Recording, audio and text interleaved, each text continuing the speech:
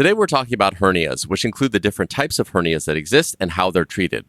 We're joined by an expert today, Dr. Roberto Cantu Jr. He's a vice chairman of the Department of Surgery at Flushing Hospital.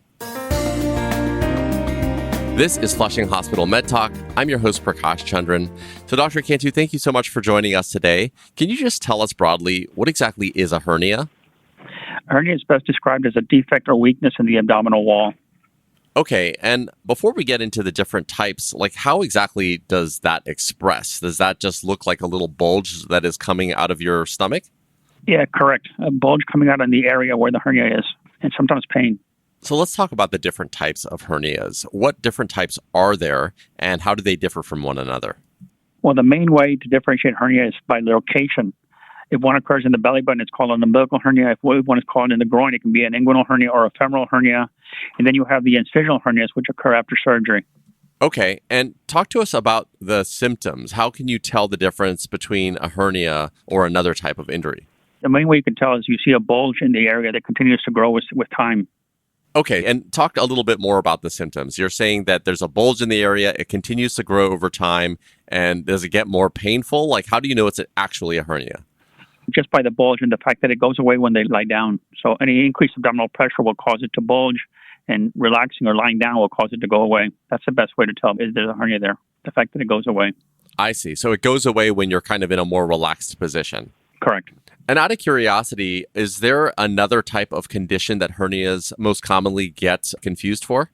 Masses, like a lipoma, subcutaneous masses, so masses in the area. Okay. So taking a step back, what are some of the most common reasons for developing a hernia? I've heard that sometimes it's due to exertion, but maybe you can broadly speak about how people develop them in the first place. Well, there's certain questions we always ask. One is a chronic cough, which will cause a hernia, chronic constipation. Pregnancy is also a cause because of the increased abdominal pressure, and also difficulty with urination can be a cause, like in patients with prostate problems. And the last cause, which is the one we worry about the most, is cancer. Cancer can cause a hernia. I want to talk about people that are potentially more susceptible to getting hernias. You talked about people with prostate problems, so that's one camp. Is there anyone else that is more at risk? Well, chronic smokers are at risk. Anyone who does a lot of heavy lifting, I forgot to mention that. And anybody with a long history of chronic constipation can develop a hernia also. So what is the problem with a hernia? Because I know my father-in-law, for example, had a hernia that he didn't really get addressed for quite a long time. He eventually got surgery, and we're going to talk about treatment options soon. But if left untreated, can a hernia heal on its own? And what are the dangers if it isn't treated? It will not heal on its own. And the most dangerous complication of a hernia is that it goes to a size where intra-abdominal organs go into it, and they can become trapped and require emergency surgery. Can you describe the different surgical options to treat a hernia, and what type do you offer at Flushing Hospital? Well, the different types vary by the procedure that we do. The first and the most common procedure we do is an open repair with mesh, which is a standard operation for like a single hernia. But we also can do it laparoscopically or robotically, but again with mesh. Mesh is very important to reduce any kind of tension on the tissues that will cause a recurrence of a hernia. Okay. And for the lay people in the audience, what exactly does a repair with mesh mean? It means that we fix the hernia, we reduce it or take it out, and then we put the mesh in its place where the area of weakness is, and it prevents another hernia from forming. Okay. And what about some of the non-surgical treatment options? Well, the only non-surgical treatment options are something called a truss, which is a belt that they wear to keep the hernia in place, or an abdominal binder, again, for the same reason, to keep the hernia in place. The problem with those is that over time they cause more scar tissue, and it makes it more difficult to repair. Okay, so really the gold standard for hernia treatment are the surgical measures that you mentioned. Is that correct? Correct. Surgical repair is the only way to fix a hernia properly. Correct. And what about scarring after the surgery itself? Is that something that people need to be concerned with? All surgery leaves a scar. People think that laparoscopic surgery or robotic surgery will not leave a scar, but we still make an incision to fix the tissues. So they think there's going to be no scar with laparoscopic and robotic, and then they're surprised when they see these port sites where we did the surgery.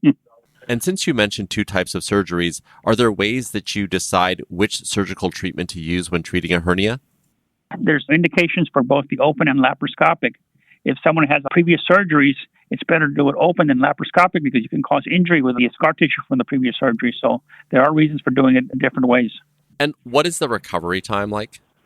Well, after an open repair, we generally recommend 3 to 4 weeks recuperation. Laparoscopic or robotic, usually 2 weeks.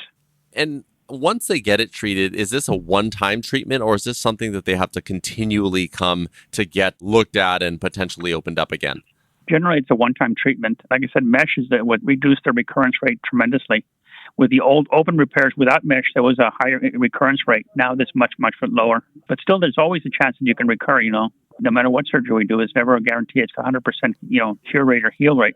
And so speaking of the mesh, is that something that the patient can feel after the surgery? The mesh cannot be felt by the patient. It's underneath their tissue, so they will never feel the mesh, but it's there permanently, preventing a recurrence. Okay, and that doesn't affect the body at all, right? There's no side effects? Correct. No side effect with the mesh, no. Okay, so taking a step back, if someone feels like they have a hernia, what should they do? Should they go to see their primary care physician first, or should they go straight to a specialist? Well, they should go see their primary care physician always first, and then he should refer them to a surgeon, and then we take it from there.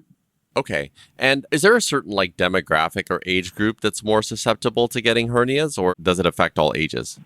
It affects all ages, but most commonly occur in the really younger age groups and the really older age groups also. Those are the main two groups we see. Okay, and my assumption is the younger age groups is they're very active, they're potentially lifting a lot, and then the older age groups because of all the chronic problems that you mentioned, right?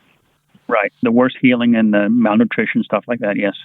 So Dr. Cantu, just before we close here, is there anything else that you'd like to share with our audience, just a takeaway that you'd like them to have?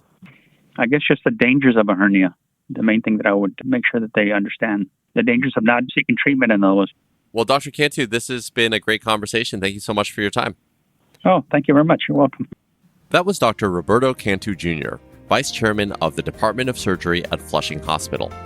Thanks so much for listening. For more information about the services Flushing Hospital offers, you can visit our website at flushinghospital.org/podcasts. This has been Flushing Hospital Med Talk. I'm your host, Prakash Chandran. Thanks, and we'll talk soon.